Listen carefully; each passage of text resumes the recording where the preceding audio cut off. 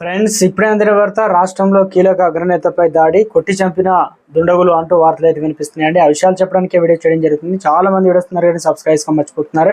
దయచేసి ఈ channel subscribe చేసుకొని బెల్ ఐకాన్ ఆల్ ట్యాప్ చేయండి. ఇటువంటి ఇంపార్టెంట్ ఇన్ఫర్మేషన్ మిస్ అవ్వకుండా మీ ఫోన్ నోటిఫికేషన్ రూపంలో వస్తుంది. చాలా మంది చూస్తున్నారు, లైక్ చేయడం లేదు. దయచేసి లైక్ చేయండి. ఇన్ఫర్మేషన్ మరింత మందికి రీచ్ చేసిన వారు లేట్ చేయకుండా వేరేలాగా వచ్చినట్లయితే.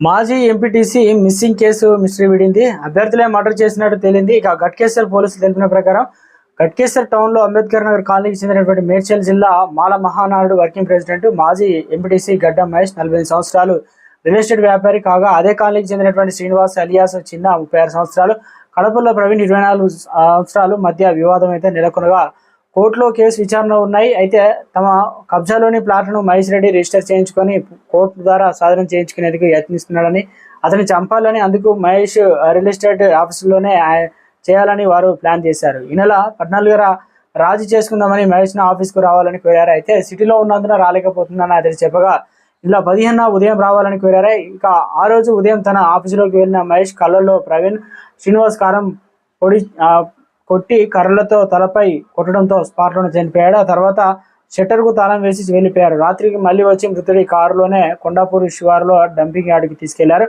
జేసీబీతో గుంత తీసి డెడ్ బాడీని పూడ్చివేశారు. ఇక అన్న కనిపించడం లేదని చెప్పేసి ఇంట్లో వెళ్ళినటువంటి అన్న 4 రోజులు తిరిగి రాకపోతే కనిపించడం లేదని అతని తమ్ముడు విఠల్ ఈ నెల 21న గట్కేసర్ పోలీసులకు అయితే కంప్లైంట్ చేయగా కేసు నమోదు చేసుకున్నారు. ఇక దర్యాప్తు భాగంగా సీసీటీవీ ఫుటేజ్ల కోసం మహేష్ ఫోన్ కాల్ లిస్ట్ వివరాలు తెలిసి పోలీసులు సేకరిస్తున్నారు. తెలుసుకొని నిందితులు ఆదివారం రాత్రి మల్కాజిగిరి డీసీసీ పద్మ రెడ్డి ఎదుట లొంగిపోయారు. మహేష్ను మర్డర్ చేసినట్టు ఒప్పుకున్నారు. కడపల్ల శ్రీరాములు రాజు, జేసీబీ యజమాని కడపల్ల నరేష్, డ్రైవర్ సోహన్ సాయంతో డెడ్ బాడీని పాతిపెట్టామని చెప్పేసి వివరించారు.